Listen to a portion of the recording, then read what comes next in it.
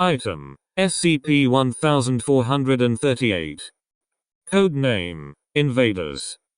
Object Class: Euclid. Special Containment Procedures: SCP-1438-1 is to be monitored to foresee any SCP-1438 activity, and active SCP-1438 sessions are to be remotely observed by the Nearest Foundation facility. Campuses in which sessions of SCP-1438 are taking place are to be operated as normal, as students, faculty and staff give no recognition to anomalous activity caused by SCP-1438. As it is impossible for participants playing a session of SCP-1438 to not be affected by it, no Foundation personnel are to participate in SCP-1438 except under experimental conditions.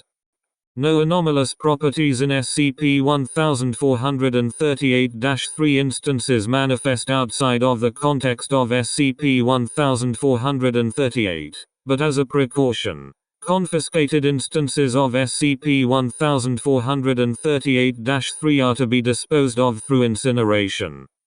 Description: SCP-1438 is a live-action role-playing LARP game that occurs at residential university and college campuses in the Midwestern United States. 1.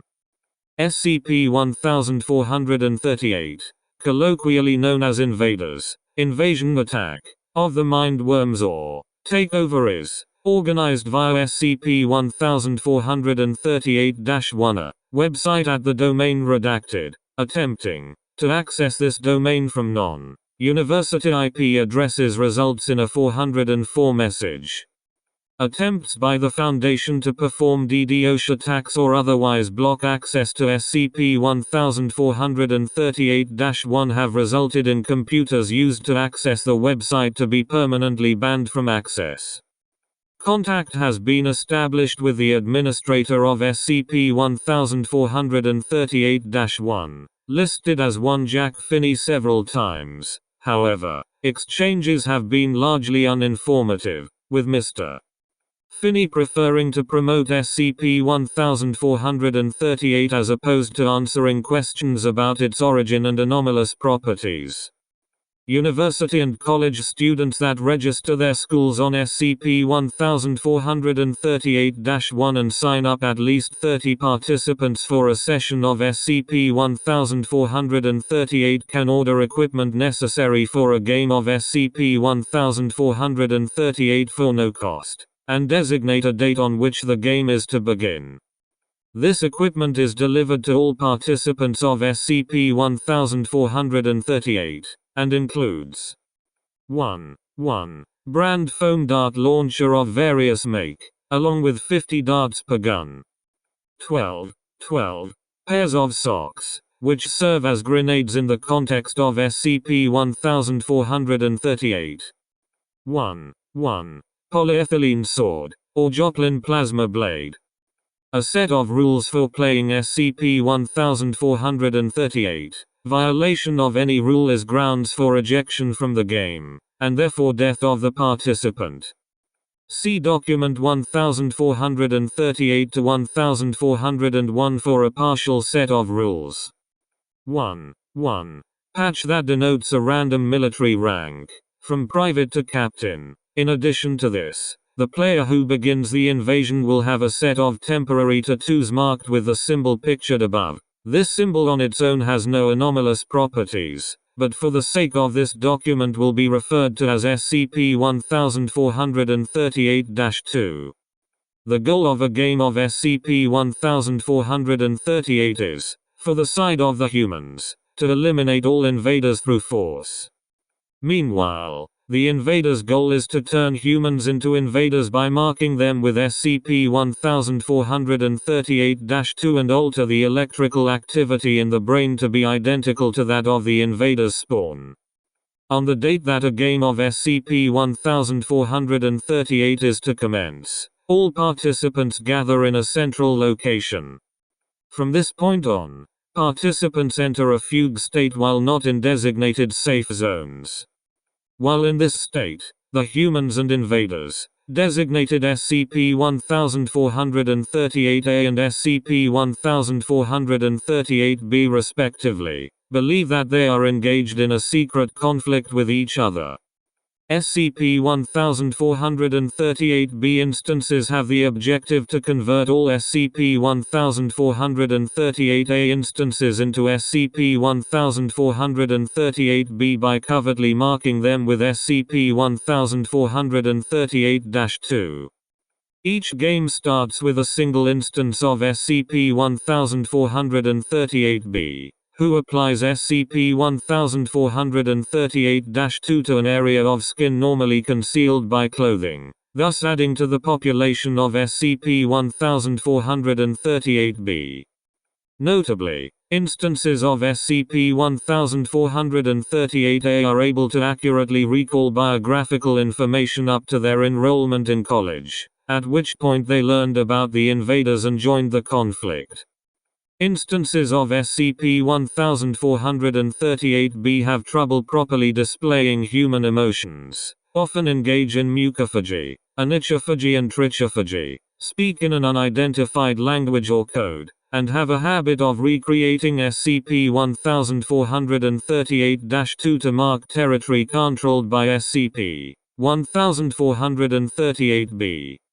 One of the optional goals in a game of SCP-1438 for SCP-1438-A is to capture an instance of SCP-1438-B and interrogate them about technology apparently used by SCP-1438-B, specifically weapons technology 2, as SCP-1438-B cannot be killed by default weaponry, only stunned as they regenerate.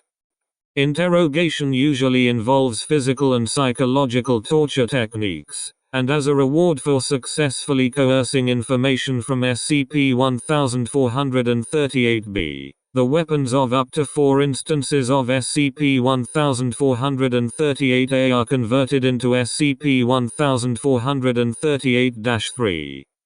SCP-1438-3 are functionally and visually identical to non-anomalous weapons delivered at the beginning of a game of SCP-1438, unless used by an instance of SCP-1438-A or SCP-1438-B.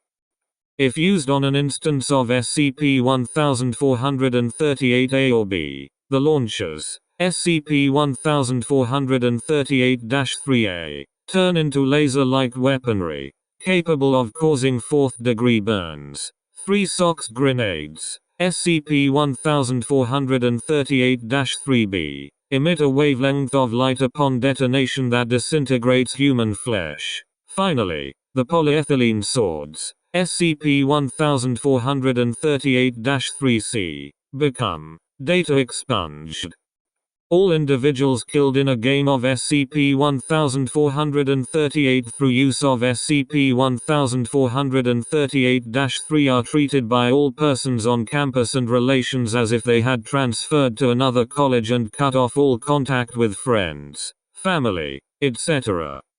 Following the conclusion of a game of SCP-1438, all surviving SCP-1438-A or SCP-1438-B instances will resume their normal routine, and express interest in playing SCP-1438 again, if the opportunity arises. Should they choose to participate in another instance of SCP-1438, they will resume their former roles as instances of SCP-1438-A and SCP-1438-B. Furthermore, in between instances of SCP-1438, instances of SCP-1438-A and B will re-enter fugue states when under stress, which typically last anywhere from 30 minutes to 4 hours. Students not participating in SCP-1438 will usually assume that all instances of SCP-1438-A and SCP-1438-B are simply staying in character and do not wish to break it in case players are present. Faculty will view it with some degree of scorn, often citing it as a distraction from studies and that students participating in it could be doing better things with their time. Campus law enforcement notably do not attempt to confiscate weaponry used in a game of SCP-1438. Document 1438 to 1401.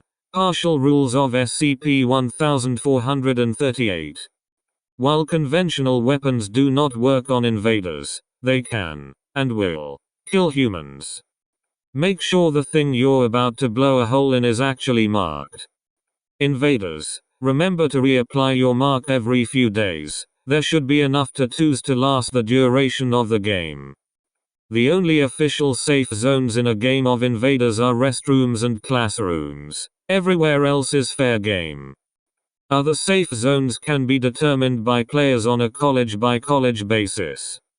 No outside parties are permitted to engage in a game of Invaders. For a list of those playing the game, check your local Invaders database. This game can take a long time to play, but don't forget your studies.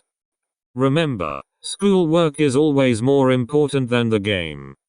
We don't want people flunking because they are too concerned about whether or not their friend is marked.